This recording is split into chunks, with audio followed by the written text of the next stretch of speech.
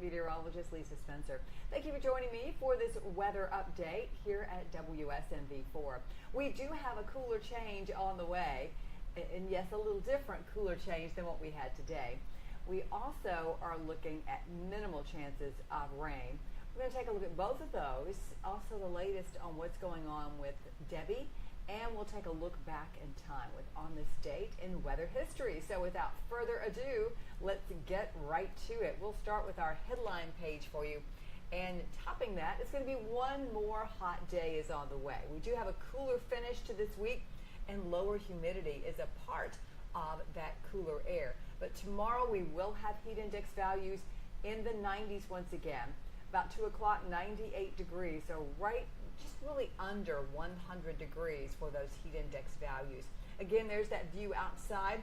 Latest temperature in Nashville, this is just remarkable.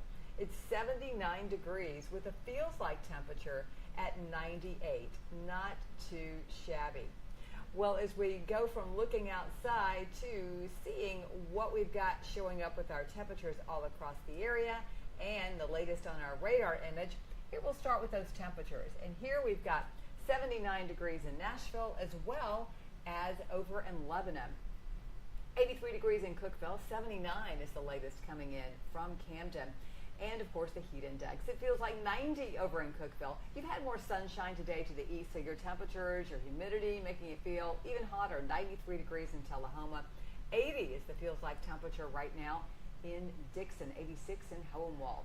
Looking at our first alert live radar, not much rain left out there, just a few showers lingering near to the north. We've got some up in Pickett County, and we've got some of that drifting towards you if you're in Fentress County, northern part of the county, right there around the Jamestown area. But we look at the other perspective, the full perspective, and it's all dry off to the west. But it is anything but dry along the east coast. This is Tropical Storm Debbie, which is still just off the coast of South Carolina. Sitting there spinning, it has gained a bit of strength as well. And it's quite the rainer too. It's going to continue to pump in a lot of rain across the southeast. We've got the greatest chance for flooding on the northern side of Tropical Storm Debbie. So folks there in North Carolina and South Carolina are likely to get walloped with that rain. It is a significant threat too for flash flooding in those areas. So if you've got friends that live there along the Carolina coast, the Georgia coast, you might want to give them a call, check on them, see how they're doing, because it's definitely a situation where they want to take precautions and be extra careful out there with this incredible amount of rain. Here are the latest conditions. Tropical Storm Debbie has 60-mile-per-hour winds. It's barely moving off to the north at 3 miles per hour. It is forecast to finally pick up some juice and get going there on Friday, slipping into North Carolina, and then eventually zooming on up Saturday to the northeast coast. You can see it really picks up a lot of forward speed. Get back to what's happening here at home. We've got those few lingering showers that will be pulling on away tonight. And by tomorrow morning, we'll have a few clouds about, 73 degrees to start things off. And as the day goes on, a little brighter sky. It's going to be a bit hotter, 92 in Nashville, 82 degrees, 88 over in Cookeville, and 88 in Lawrenceburg. Remember, though, it's going to feel a lot hotter because it will still be humid. Then on Friday, we've got another front coming through. That's what's really going to drop these temperatures into the upper 80s. Look at you in Clarksville, 85 degrees. Pretty nice stuff. For the rest of this evening, there'll be a fair amount of clouds, but we've got some breaks in the clouds, as you saw there on the Nashville camera view. And 79 degrees as we head towards 8 o'clock, 76 degrees around midnight, and we'll be in the low 70s about 6 o'clock in the morning.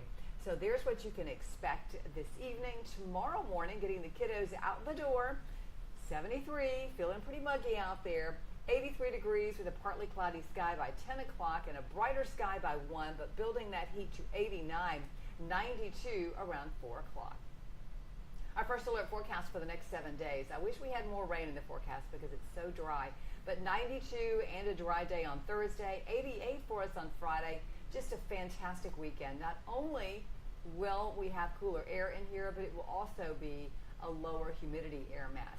Morning lows will be in the 60s, afternoon highs in the mid-80s, 89 for you on Monday, and just some isolated showers on Tuesday and Wednesday of next week. And that is a look at the next 7 days. How about a look back in time? Well, we do have a pretty significant event that happened on this date in weather history, and we'll take you back just last year, August 7th, the year 2023. And with that, we had some very windy conditions. As a matter of fact, we had severe storms that produced 6 different microbursts, and that happened mainly in the southeast corner of the mid-state.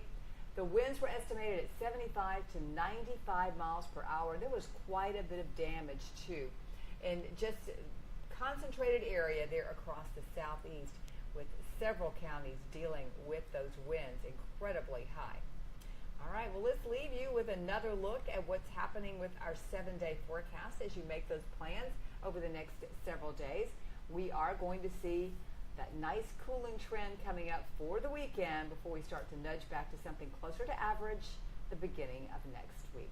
Well, we are simulcasting right now on my Facebook page and on YouTube. So if you are there watching me from those particular social media platforms, be sure and subscribe on YouTube and also on Facebook. Be sure to follow me. I appreciate that. And if you're not doing either and you're just watching here on our app, thank you so much. But I hope you will take a chance there to follow me on social media as well.